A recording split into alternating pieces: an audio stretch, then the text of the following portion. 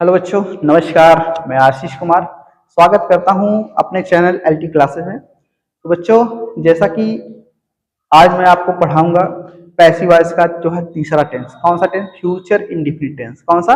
Future indefinite. इसके पहले वाले वीडियो में मैं आप लोग को जो है फ्यूचर जो है प्रेजेंट इंडेफिनिट पढ़ा चुका हूँ, प्रेजेंट जो है पास्ट इंडेफिनिट पढ़ा चुका हूँ। अब बात आती है फ्यूचर इंडेफिनिट टेंस की। ठीक है, तो फ्यूचर इंडेफिनिट टेंस को जानने से पहले हम जान लेते हैं उसकी जो है पहचान, उसकी सहायक क्रियाएं। मैंने एक बॉक्स बनवा के इसके बारे में बाकायदे जो है बताया था। इसके पहले वाले वीडियो सब डाला हूं, उसको आप देख सकते हैं। ठीक है, तो टेंस कौन सा पढ़ना हमको? Future, future indefinite.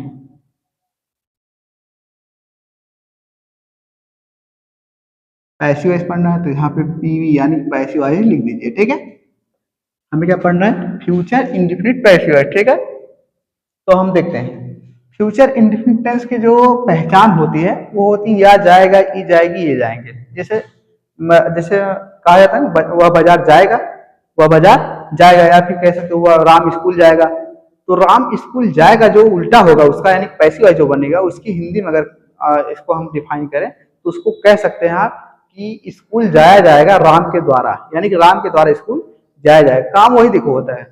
काम क्या होता है बेटा? वही होता है, बस थोड़ा सा फर्क क्या होता है कि उसमें क्या होता है, एक्टिव वॉइस में हमेशा जो है सब्जेक्ट प्रधान होता है और पैसिव वॉइस में हमेशा क्या होता है, हमेशा ऑब्जेक्ट प्रधान होता है। ठीक है, सब्जेक्ट किसमें प्रधान होता है? एक्टिव वॉइस में। और पैसिव वॉइस में हमेशा ऑब्जेक्ट प्रधान, यानी कि कह सकते हो आप एकदम सिंपल तरीके से कि एक्टिव वॉइस में हमेशा सब्जेक्ट को पहले लिखा जाता है और पैसिव वॉइस में ऑब्जेक्ट को पहले लिखा जाता है। ठीक है, इसकी सहायक क्रिया होती है विल, बी और शैल बी। क्या होती है? विल, बी और शैल बी। ठीक है, विल बी और शैल बी इसकी सहायक क्रिया होती है। तो हम कुछ एग्जांपल्स ले लेते हैं। एग्जांपल ले लेंगे, जैसे मैं कह दूं आई के साथ शैल लगता है तो शैल लगाएंगे, आई शैल राइट लेटर। ठीक है, आई शैल राइट लेटर। मैं पत्र लिखूंगा, तो हम सिंपल है इसका पैसिव वॉइस कैसे बनाएंगे?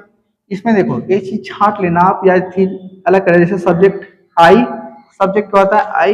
ये क्या हो गया आपके? Helping verb. क्या हो गया? Helping verb. राइट क्या है आपका? वर्ब हो गया, मेन वर्ब। और लेटर क्या हो गया? ऑब्जेक्ट। मैंने एक चीज बताया कि आपका जो ऑब्जेक्ट होता है वो पहले लिखा जाता है। किसे? पहले। और सब्जेक्ट को बाद में लिखा जाता है। सब्जेक्ट को बाद में लिखा जाता है, सब्जेक्ट को यानी कि ऑब्जेक्ट के स्थान पे, और ऑब्जेक्ट को सब्जेक्ट के स्थान पे। ध्यान दीजिए, तो सबसे पहले इसमें सब्जेक्ट है तो इसमें सबसे पहले क्या आएगा? ऑब्जेक्ट आएगा। तो हम सिंपल ऑब्जेक्ट लिख देंगे। ऑब्जेक्ट क्या है? लेटर है, तो लिख देंगे द लेटर। ठीक है, लेटर लिख दिए। फिर देखिए सब्जेक्ट के स्थान पे मैंने क्या लिख दिया? ऑब्जेक्ट लिख दिया। अब शैल है, यहाँ क्या है? एक्टिव वॉइस सहायक क्रिया शैल है।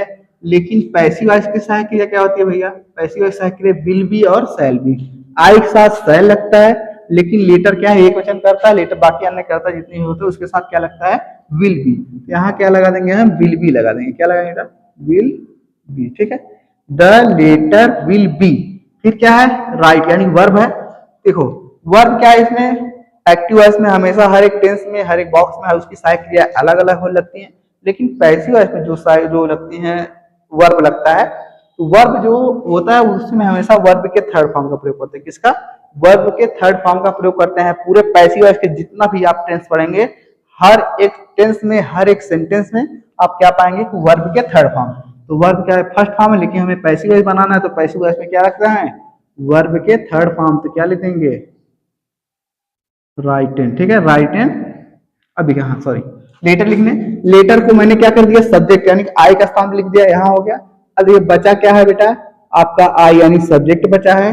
सब्जेक्ट लिखने से पहले हम लगाते हैं बाई। क्या लगाते हैं? बाई, क्योंकि काम अगर हो रहा किसके द्वारा हो रहा है वो भी पता चलना चाहिए। तो बाई लगा दिया। और देखिए सब्जेक्ट क्या है? आई। आई जब ये ऑब्जेक्ट बनेगा तो क्या हो जाएगा? यहाँ मी, यानी कि कह सकते हो लेटर को यहाँ सीधे और इसको यहाँ सीधे, ऐसे इसको पहले और सब्जेक्ट को बाद में, और जैसे जो है वैसे इसको उतार दिए हेल्पिंग वर्ड लगा के। हेल्पिंग वर्ड चेंज कर दिए। एक दूसरा एग्जांपल समझ लीजिए। जैसे मैं कह दूं ये क्या है? एक्टिव वॉइस है और ये क्या है? पैसिव वॉइस है। चलिए एक और एक्टिव वॉइस देख लीजिए। जैसे मैं कह दूं शी विल कुक फूड। ठीक है, सी विल कुक फूड, वह खाना पकाएगी। तो हम क्या करना है, ये हो गया क्या ऑब्जेक्ट, ये हो गया वर्ब हो गया, ये क्या है हेल्पिंग वर्ब, और ये क्या है सब्जेक्ट। अब इसी को आगे पीछे करते हैं, यानी कि फूड को पहले कर दो, सी को बाद में। तो फूड को लिख देंगे यहाँ द फूड। अब देखिए विल है यहाँ हेल्पिंग वर्ब, विल तो क्या है एक्टिव वॉइस की साइकिल है, लेकिन पढ़ रहे हैं पैसिव वॉइस, तो पैसिव वॉइस साइकिल लगा दीजिए आप विल बी, ठीक है। हेल्पिंग वर्ब को स्थान पे विल भी पैसिव वॉइस की हो गई। अब कुक क्या है वर्ब के फर्स्ट फॉर्म, इसका क्या लगा, कौन सा फॉर्म लग जाएगा वर्ब के third form, the food will be cooked. अब देखिए बाई लगा के, तो यहाँ सी है तो सी का ऑब्जेक्टिव हर, ये आपका पैसिव वॉइस, सॉरी ठीक है, आपका क्या सा हो गया पैसिव वॉइस हो गया, ठीक है। एक और एग्जांपल, जैसे मान लो कोई इंट्रोगेटिव पूछ लिया, एक्टिव वॉइस में इंट्रोगेटिव पूछ लिया, ऐसा क्वेश्चन पूछता है ज्यादातर जो आपका बोर्ड एग्जाम होता है, ऐसे क्वेश्चन बना के पूछेगा। इससे मैं कह देगा कि विल यू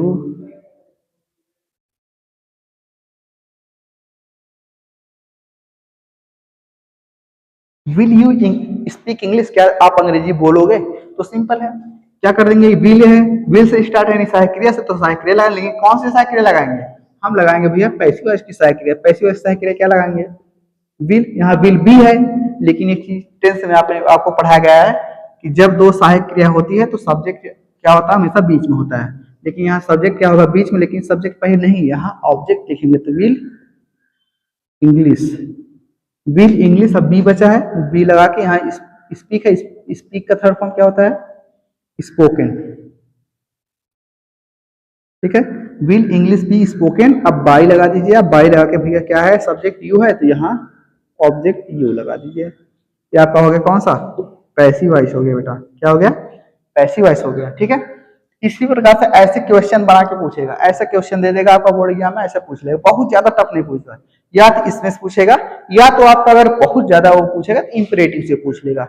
और इंपरेटिव में आपको अभी तो नहीं, जैसे ये पूरा टेंस खत्म हो जाए फिर आपको इंपरेटिव बताना जो है बता दूंगा, एक्सक्लेमेटरी का पैसिव वॉइस कैसे बनता है उसको बता दूंगा, ठीक है। इसी प्रकार से हम आपको एक एक करके पढ़ा देंगे, ठीक है। मैं इसलिए ज्यादा वो वाला वीडियो नहीं बना रहा हूँ लॉन्ग वीडियो, ताकि जो है आपको थोड़ा थोड़ा पढ़िए, थोड़ा थोड़ा जो है पढ़िए, और ताकि अच्छे से समझ में आए, ठीक है।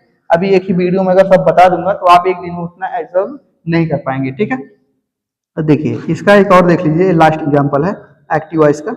जैसे मैं कह तो मैं लिख दे, अगर बोर्ड में दे दिया वाई विल यू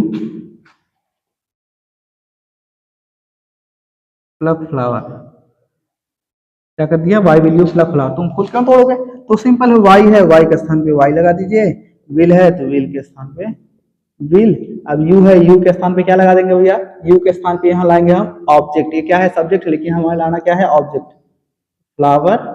अब देखिए वर्ब है, वर्ब से पहले क्या है देखिए विल के साथ हमेशा बी का प्रयोग करते हैं, किसका साथ बी, क्योंकि ये पैसिव वॉइस तो यहाँ बी हमेशा यहाँ, ठीक है बी। अब प्लग का थर्ड फॉर्म क्या होता है प्लग्ड, प्लग्ड बाई, अब देखिए यहाँ क्या यू है, यू का ऑब्जेक्टिव क्या होता है बेटा यू ही होता है, ठीक है।